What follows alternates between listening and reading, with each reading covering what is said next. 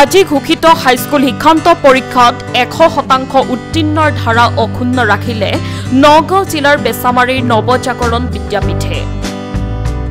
বিদ্যালয়খনৰ পৰা পৰীক্ষাত অৱতীৰ্ণ হোৱা 28 গৰাকী পৰীক্ষাৰ্থীৰ 15 গৰাকী প্ৰথম বিভাগত আৰু 13 গৰাকী দ্বিতীয় বিভাগত উত্তীৰ্ণ হৈছে।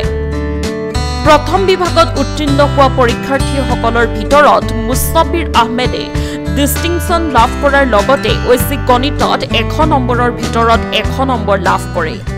দিলে ফলাফল নৱজাগৰণ ভাল হৈছে, তাতে তুমি এহৰ ভিতৰত এহ পাইছা এডভান্স মেথছত, কি ক'বা?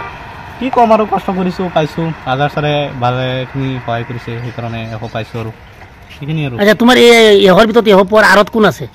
আঁৰত আজাৰ ছাৰ জাতীয় বিদ্যালয়ৰ, তেখেতৰ তাত টিউশ্যন কৰিছিলোঁ। হয়, তেওঁই সহায় কৰিছিল ন? তোমাৰ নাম? নাম মুস্তাবিৰ আহমেদ। তোমাৰ ঘৰ? ঘৰ কটাগুৰি টুকটুকি।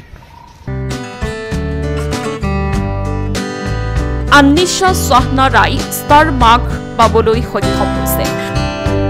আজি এদল সাংবাদিকক এই কথা জানিবলৈ দিয়ে অধ্যক্ষ ৰাকিবুৰ ৰহমানে। যথেষ্ট ভাল হৈছে আমাৰ নৱজাগৰণৰ ৰিজাল্ট। প্ৰতি বছৰে যেনেকৈ আমাৰ 100% ৰিজাল্ট ভাল হয়, এই বছৰো আমাৰ তেনেকৈ 100% ৰিজাল্ট ভাল হৈছে। আমাৰ টোটেল ষ্টুডেণ্ট আছিলে এইবাৰ 28টা, তাৰে এটাই ষ্টুডেণ্ট ডিষ্টিংশ্যন পাইছে, তাৰ পাৰ্চেণ্টেজ 89। মুস্তাবিৰ আহমেদ আৰু এজনী ছোৱালী আমাৰ 510 পালে ডিষ্টিংশ্যন হয়, 2 মাৰ্ক এটা কম পাইছে। আনিছা শ্বাহানা লেটাৰ আছে 2-4টাত, আৰু মুস্তাবিৰ আহমেদ ল'ৰাটো আপোনাৰ আমাৰ যিটো এডভান্স মেথমেটিক্স 100 নম্বৰৰ পৰা 100 নম্বৰ পাইছে, 4-5টাত লেটাৰ আছে। আৰু আমাৰ 14টা ষ্টুডেণ্টে ফাৰ্ষ্ট ডিভিশ্যন পালে আৰু ছেকেণ্ড ডিভিশ্যন আছে। আমাৰ 100% ৰিজাল্ট ভাল হৈছে, যথেষ্ট ভাল হৈছে। গতিকে আমি আশা কৰোঁ আগন্তুক যিটো আমাৰ HSLC পৰীক্ষা হ'ব, ল'ৰা ছোৱালীক লৈ যাতে ইয়াতকৈ আৰু বেছি ভাল ৰিজাল্ট কৰিব পাৰোঁ, তাৰে আমি কামনা কৰিছোঁ। বিজ্ঞানত আমাৰ লেটাৰ পাইছে 6জনে, আৰু আমাৰ যিটো মেথছত পাইছে 9জন, আৰু এডভান্স মেথমেটিক্স যিটো ছাবজেক্ট এইটো 2জন আছিলে, লেটাৰ পাইছে, কিন্তু এটা ল'ৰাই আপোনাৰ 100ৰ পৰা 100 পাইছে। আৰু ইংলিছত আছে 3জনে লেটাৰ, ছ'চিয়েল শ্ৰেণীত আছে, প্ৰতিটো বিষয়তে কম বেছি পৰিমাণে আছে লেটাৰ। আৰু নৱজাগৰণ বিদ্যাপীঠ বেছামাৰী।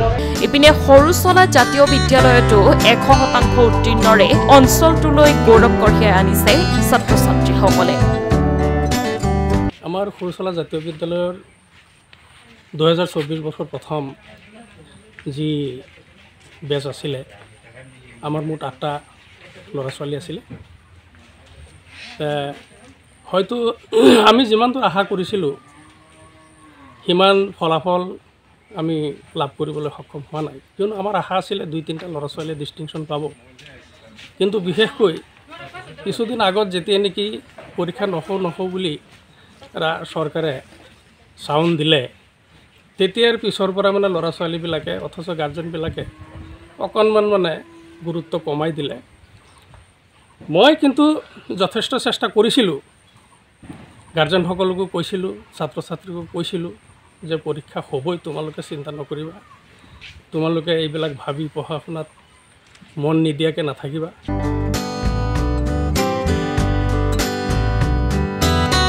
ঢিঙৰ পৰা আবুল হুছেইনৰ ৰিপৰ্ট, সংবাদ লহৰ।